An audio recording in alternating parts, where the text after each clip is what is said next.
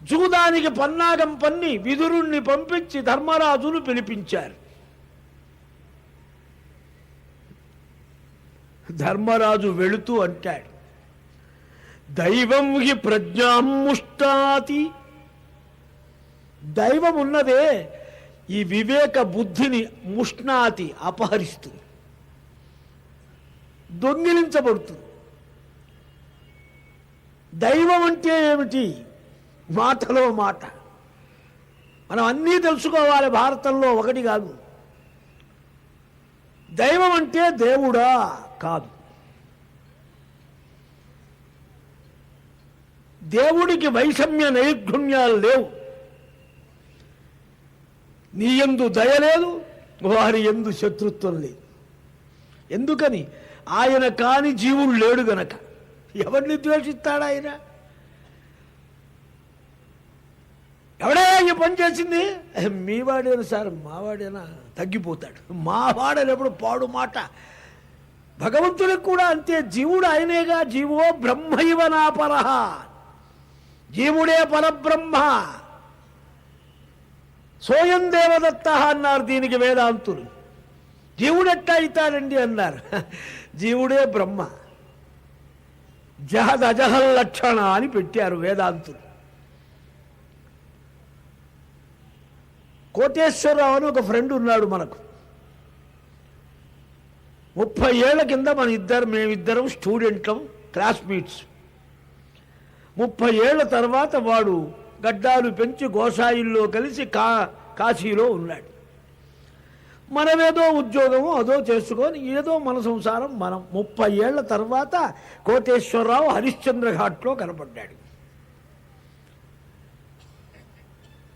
నువ్వెవరయ్యా అన్నాడు.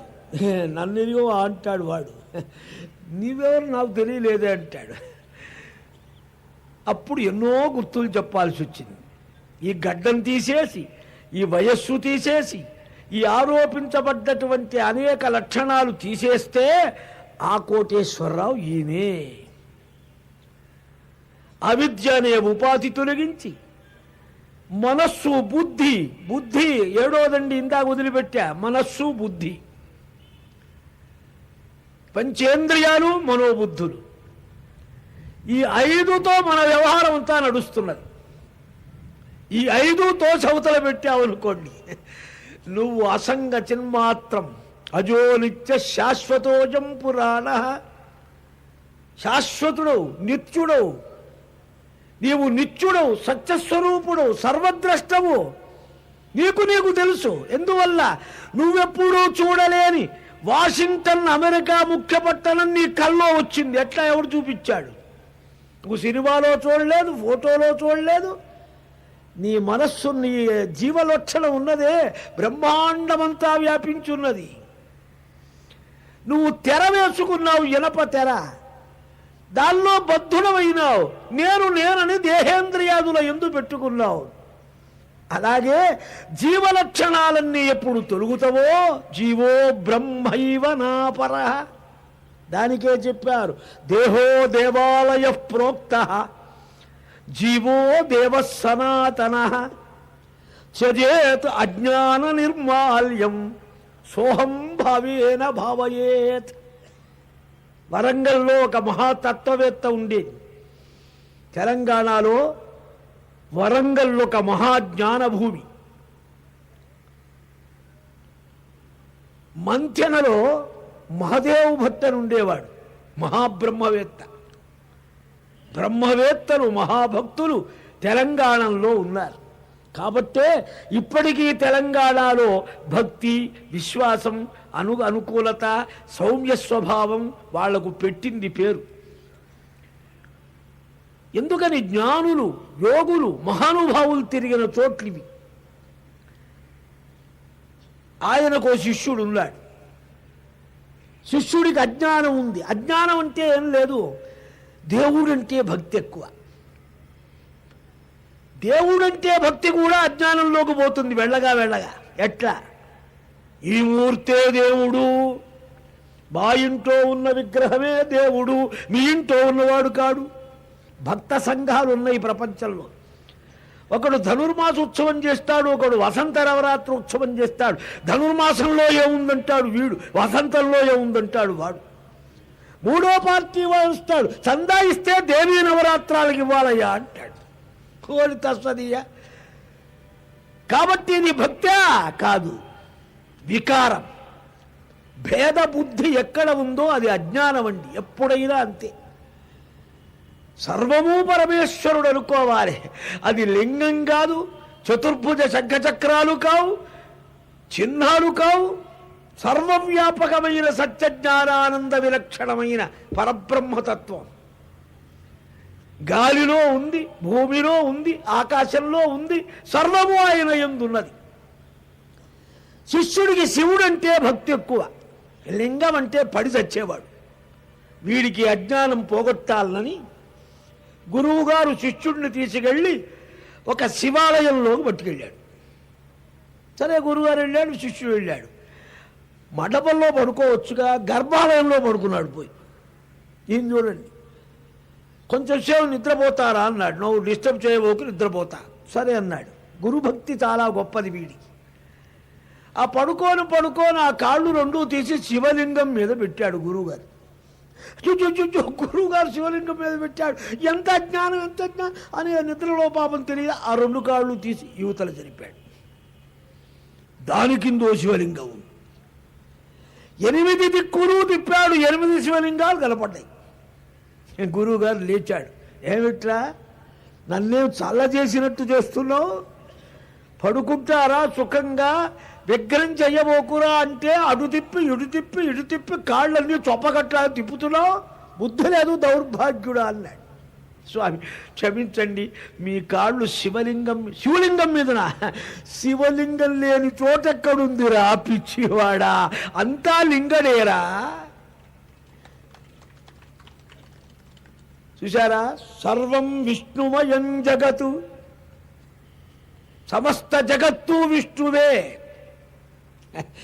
విష్ణు భక్తుడు లేచాడు. ఏముండో చూశారా, అంతా విష్ణుమయం ఉన్నారు. శివుడి పేరైనా వచ్చిందేమో, వాడికి ఎంత పప్పన్నం తిన్నంత ఆనందంగా ఉంది.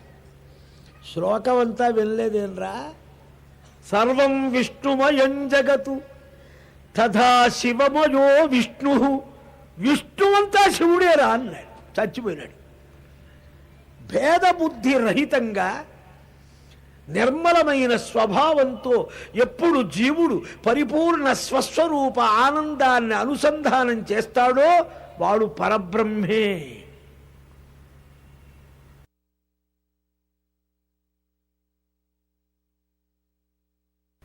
వాడు బ్రహ్మవేత్త. వాడికి ప్రారబ్ధం కూడా లేదు. అయ్యో, వారు ప్రారబ్ధం అనుభవిస్తున్నారండి అంటాం మనం. వారికి అసలు ప్రారబ్ధమే లేదు. మరి లేదేమిటయ్యా? శరీరానికి ఉంది, శరీరం అనుభవిస్తున్నది. నేను శరీరం కాదు అనుకున్నాడు, లేనేలేదు అసలు. జ్ఞాని అనుభవిస్తాడు, అజ్ఞాని అనుభవిస్తాడు. రమణ మహర్షి వారికి రాచపుండు లేచింది. శంకర భగవత్పాదులకు భగంధరం బయలుదేరింది.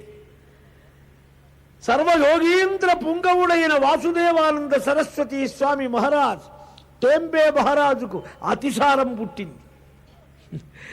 స్వామివారి దగ్గరికి వచ్చారు వాసుదేవానంద సరస్వతి స్వామివారికి భక్తులు. అయ్యా, మీరింత చిటికడు విభూదిస్తే అనేక రోగాలు పోతున్నాయి, మీకు అధిక అతిసారం ఏమిటన్నారు. మోషన్స్ అయ్యేవి, 50-60 విరోచనాలు అయ్యేవి. ఆయనకు ఒకడు ప్రయోగం చేశాడు. ఎంతమంది బుద్ధిమంతులు ఉన్నారు చరిత్రలో. ఇంతమంది గారు ఏం చేశారు, మీరు ఎందుకు ఇలా బాధపడుతున్నారంటే నవ్వారు. వాళ్ళు బాధపడలేక దేహమే ఆత్మ అనుకొని దానికి ట్రీట్మెంట్ చేసుకుంటున్నారు. నేను దేహం ఆత్మ కాదనుకున్న వాడిని గనక నాకే అతిసారం లేదు, విచారం లేదు. నేను ఆనంద స్వరూపుణ్ణి. నేను కాని దేహానికి నేనెందుకు వైద్యం చెయ్యాలి, నాకు అక్కర్లేదన్నారు. అది బ్రహ్మవేత్తలు అనుభవించే ప్రారంధం. మనమో ఇంత వస్తే అంత మునిగిపోతాం. ఏడుపే ఏడుపు. ఊరికే ఏడుస్తున్నాడు వాడు కూర్చొని ప్లాట్ఫారం మీద. ఏం సార్ అట్లా ఏడుస్తున్నారు, ఎక్కి ఏమిటన్నారు. ఏం లేదయ్యా, నేను వచ్చేప్పటికే జీటీ ఎక్స్ప్రెస్ తప్పిపోయిందంటే. నీ దుంపదెగా, జీటీ ఎక్స్ప్రెస్ తప్పిపోతే వీటీ ఎక్స్ప్రెస్ వస్తుందిరా, దీనికి కూడా ఏడవటమేనా? ఏడవదలుచుకుంటే ఏడవటానికి స్థానాలు కోట్లు. 7 పక్కన లేదనుకునే ధైర్యం ఉన్నప్పుడు ఏ విధమైన దుఃఖం లేదు. ధర్మరాజు ఈ ధీరుడు. అవివేకి పాత్ర ధృతరాష్ట్రుడు. వాడు ఎన్ని తప్పులు చేసైనా కొడుకు మనోరథం తీర్చాలని పాపం తాపత్రయం. మాయ దురోధరం కల్పించిందే ఇద్దరు ఒకటే మాట అంటారండి. ధర్మరాజు అదే అన్నాడు, ధృతరాష్ట్రుడు అదే అన్నాడు. సూత్రప్రోత దారుమయీవ యోష. దైవం అంటే మనవి చేశా, ఏమిటది? నీ చేత ఇది వరకు సంపాదించి కూడబెట్టుకున్న కర్మ. దైవ బలం ఉండాలండి అంటారు, దేవుడు కాదు.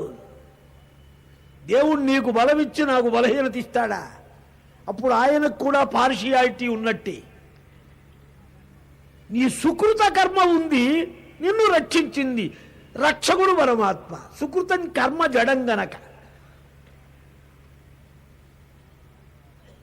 సూత్రం చేత తోలుబొమ్మలాటలు ఉండేవి మనకు జానపద వైభవంలో వెనక. ఇప్పుడు కూడా టీవీలో అప్పుడప్పుడు చూపిస్తుంటారు. వెనక తాడు నడుపుతూ ఉంటాడు, బొమ్మ కదులుతుంది, వెనక ప్లేబ్యాక్ ఓడు పాడుతూ ఉంటాడు రావణాసుడి పద్యం. ఇప్పుడు తోలుబొమ్మల్లాగా యాక్టర్లు తయారైనారు. సూత్రం నడిపేవాళ్ళలాగా డైరెక్టర్ ఉన్నాడు. ప్లేబ్యాక్ సంగీతం వేరే ఉంది. ఇప్పుడు తోలుబొమ్మలాటే. ఇది ప్రాణం గల తోలుబొమ్మలు, వెనక ప్రాణం లేని తోలుబొమ్మలు. నిజమైన యాక్టర్ ఇప్పుడు ఉండటం కష్టం. ఎవడైనా యాక్ట్ చేయొచ్చు. నాకు చాలా ఛాన్స్ వస్తే నేను వెళదాం అనుకున్నా. నా ఫేస్ గీస్ మంచిది కాదేమో, నాకు తెలియదు అనుకోండి. నాకంటే దిక్కుమాల ఫేసులు కూడా యాక్టర్లుగా కనపడుతుంటే అప్పుడు నేను కొంత సాటిస్ఫై అయినా. కాబట్టి ప్రపంచమంతా మాయా నాటకం, సినిమాని విమర్శించాలనుకోవకండి. తోలుబొమ్మలాటే. సూత్రం లాగుతున్నాడెవడు? పరమాత్మ. సూత్రం ఏమిటి? కర్మసూక్త సంసక్తము సృష్టి ఎల్లా కర్మసూత్ర సంసక్తమై ఉన్నది. ఈ కర్మ నిన్ను నడుపుతూ ఉంటుంది. ఆనంద భవన్లో కాఫీ తాగుతున్నాడు రాష్ట్రపతి రోడ్లో. వాడికి సగం కాఫీ తాగ్గానే బుద్ధి పుట్టింది. ఎదురుగా గ్రామ్ఫోన్ కంపెనీకి వెళ్ళి ముఖ్యమైన మాట మాట్లాడాలని సగం తాగి వదిలేసి డమ్ములు వచ్చాడు, లారీ గుద్దింది. నిండు కాఫీ తాగితే ఆ లారీ పోయేదేగా. కర్మసూత్ర సంసక్తము సృష్టి ఎల్లా అవశ్యము తప్పదు చావు పుట్టుకల్. ఈ నడుపుతున్నాడెవరు? పరమాత్మ. ఈ సూత్రమే దైవం. ఈ దైవాన్ని తప్పించుకోవటానికి పురుష ప్రయత్నం చెయ్యి.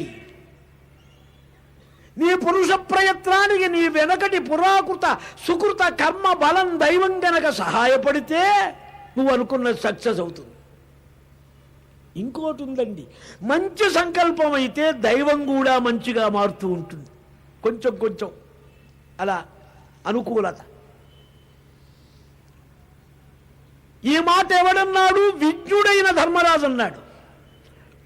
అంటే ఎంత తప్పించాలనన్నా ఈ క్షత్రజాతి ప్రళయం అనేది తప్పించడానికి నాకు అవకాశం లేదు కదా అని పాపం దుఃఖంతో అన్నాడు ధర్మరాజు. కావాలని దూదమాడిస్తూ కొడుకుల కోసం గడ్డి తింటున్న ధృతరాష్ట్రుడు ఇదే మాట అన్నాడు. అదేమిటి? మెట్ట వేదాంతం. రెండూ ఒకటే వరుడు గాని భావంలో చాలా తేడా. ద్రౌపదిని కూడా పట్టుకో వెళ్ళాడంటే ఇక మిగిలేదేం ఉండదు, అటుంచటే వెళ్ళొచ్చని. వచ్చారు పాండవులు. చక్కని బంగారు దివ్యమైన మణిగణ స్థగితమైన భవనాలు వాళ్లకు విడుదలిచ్చారు, నివాసం చేశారు. ద్రౌపదీదేవి వెళ్ళి పరివారంతో అత్తగారికి దుర్యోధనాదుల భార్యలు భానుమతి మొదలైనటువంటి తోడికోళ్లకు వెళ్ళి కలిసి మాట్లాడింది. ఒక్క మాట మనవి చేసుకోండి, మన ఇంట్లో ఆడ మగ ఇద్దరు ఉంటారు. ఏ ఇంట్లో అయినా ఆడలోనో మగలోనో కొంచెం ధర్మవాసన పుణ్యం ఉంటే ఇంకొక చోట మైనస్ పాయింట్లున్నా కొన్ని సర్దుకుంటాయి. రెండూ ఒకటే పోలికలో ఉంటాయి అనుకోండి, కొంప తొందరగానే నిర్వాహకం అవుతుంది. మంచికి పోటీ పడవచ్చు కానీ చెడ్డకు పోటీ పడకూడదు. దుర్యోధనాదులు దుర్బుద్ధి గల వాళ్ళు అనుకుంటే భార్యలైనా మంచి బుద్ధి ఉంటే అంత తొందరగా పాడయ్యేవాళ్ళు కాదు. వాళ్ళందరికీ ద్రౌపదిని చూచి ఈసు పుట్టింది. చూడండి, అఖిల లావణ్య పుంజంబు అబ్జభవుడు, అఖిల లావణ్య పుంజంబు నబ్జభవుడు మెలతగా దీని యందు నిర్మించనుకో. కానినాడు ఇట్టి కాంతి ఏకాంతలందు ఏల లేదని సామర్ష హృదయలైరి. నన్నయ్య గారి మాట. ఆ ద్రౌపది అందం, చందం, టీవీ, దర్జా, తేజస్సు, ఆకర్షణ, నడక, మాట, మాధుర్యం, స్వభావం ఈసు పుట్టిందట దుర్యోధనాదుల భార్యలకు. ఉభయులు ఈర్ష్యాళులైనారు గనక చెప్పక్కరలేదు. ఆ రోజు నివాసం ఉన్నారు. మరునాడు ప్రాతకాలంలో సూర్య నమస్కారాలు ఎక్సర్సైజ్ చేసేవాళ్ళు రోజు. తరువాత స్నాన, సంధ్యావందన, అగ్నిహోత్ర, వేదాధ్యయన, సమస్త కృత్యాలు దేవతార్చన చేసుకొని సభారంగం చూడటానికి వచ్చారు. ధర్మరాజు ఆనందించాడు. ఎదటి వాడి సంపద చూచి ఆనందించిన వాడు తానెప్పుడు ఆనందాన్ని పొందుతాడు. మనకు లేదని ఏడిచాడు, ఒక కన్ను పోయింది. ఇంకోడు ఉన్నదని ఏడిచాడు, ధృతరాష్ట్రుడైనాడు. రెండోది కూడా సభ. నీకున్నదానితో తృప్తిపడి ఎదటివాడికి ఉన్నదానికి ఆనందించినప్పుడు నీకంతా శుభమే. పరుల మేలు మనం కోరితే దైవం మన మేలు కోరుతుందని లోకంలో అనుకునే ముసలమ్మల సామెత. ఎన్నో నీతులు ఉన్నాయి ఇందులో. సభారంగానికి వచ్చి మెచ్చుకున్నాడు ధర్మరాజు. అయినా సుయోధన, మా మయసభ కంటే కూడా మించి కనపడుతున్నదిరా మీ సభ అన్నాడు. ఆయన విశాల హృదయం. అదెక్కడా ఇదెక్కడా అన్నాడు శకుని.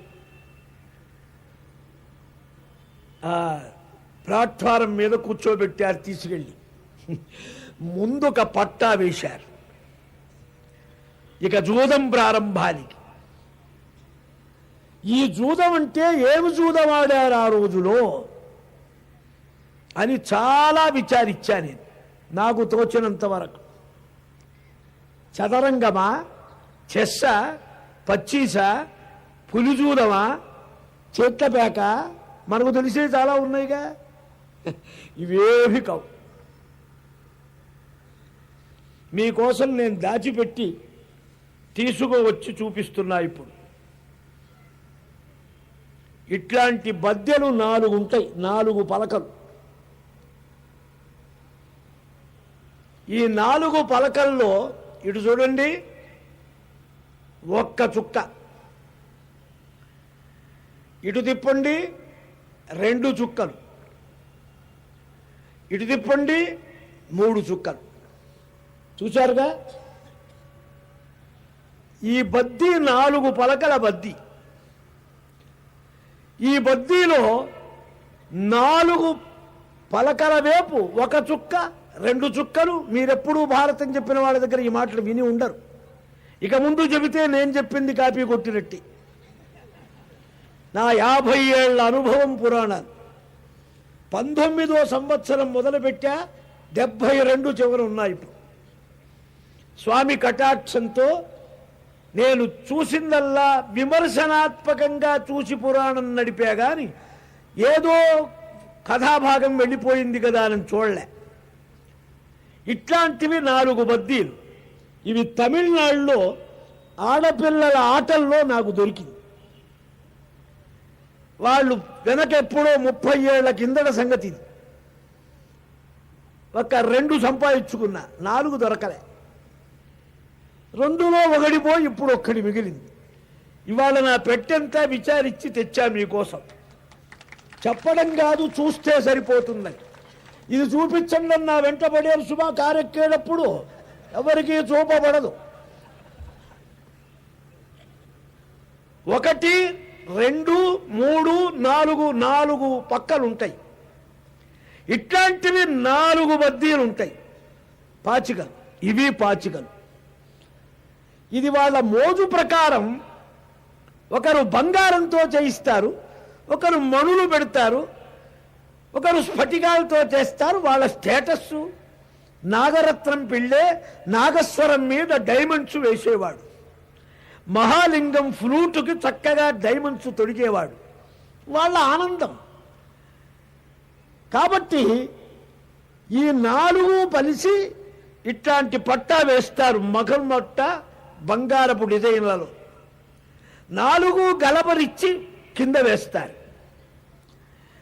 4 చుక్కలు 4 పాచికల మీద ఒక్కసారే పైకి తేలాలి. అది సంపూర్ణ విజయం. 3 పడితే ఆట పోతుంది.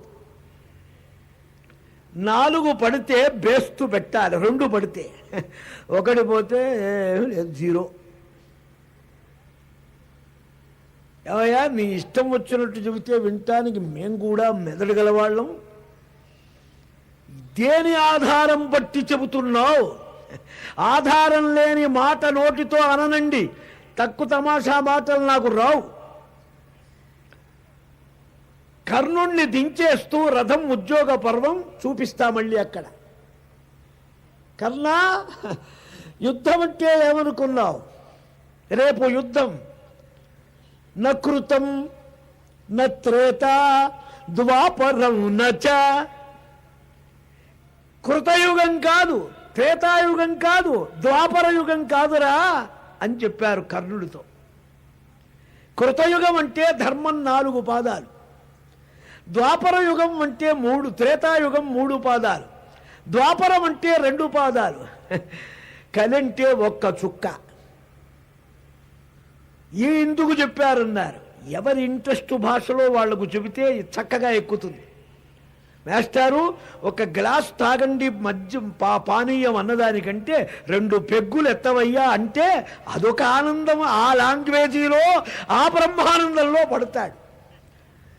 అయితే మన క్లాస్మేటే అనుకుంటాడు. అట్లాగే వీడు జూదరి గనక జూదరికి తగిలేటట్టు స్వామివారు జూదం భాషలో మాట్లాడారు. మీ మామ శకునిగాడు వేసిన పాచికలు 4 చుక్కలు పైకి తేలినై.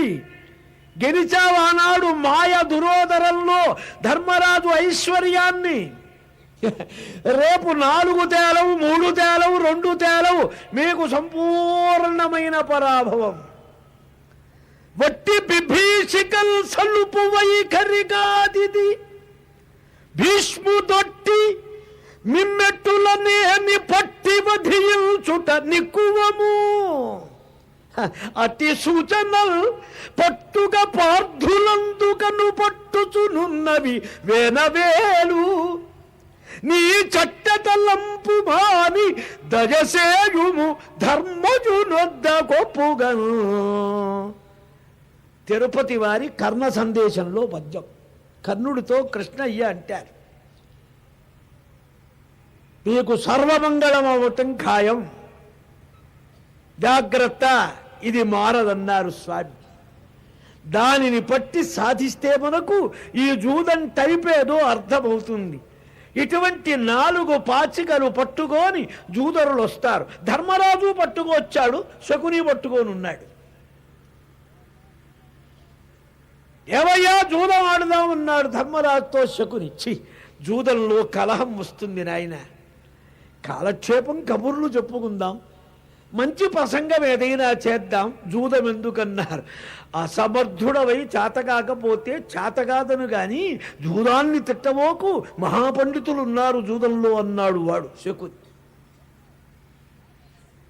చెప్పు, చేతకాదు, ఆడను, రాను అను, నిన్ను బలవంతం చేయనన్నాడు.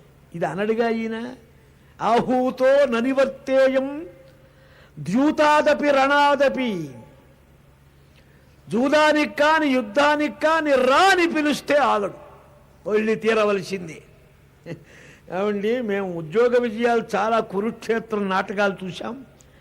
ధర్మరాజు ఎప్పుడూ డేరాలో పడుకొని ఏడుస్తూ పద్యాలు చదవటమే గాని ధనస్సు బాణం పట్టినట్టు చూడలేదంటే నాటకాలు వాళ్ళు చూపించకపోతే అది నిజమా? ధర్మరాజు ఆగ్రహిస్తే ఒక్క క్షణం ఏదీ ఉండదు. ఆతనజాత శత్రువు, మహాత్ముడు, ధర్మపరుండు, సత్య సంపన్నుడు, ఉదారమానసుడు, ఎన్ని విశేషణాలు! అతని ఆత్మిక శక్తికి లేవు అసాధ్యములు. తాతల వంటి వారైన తప్పదు లోబడిపోదురోయి. ఎందువలన?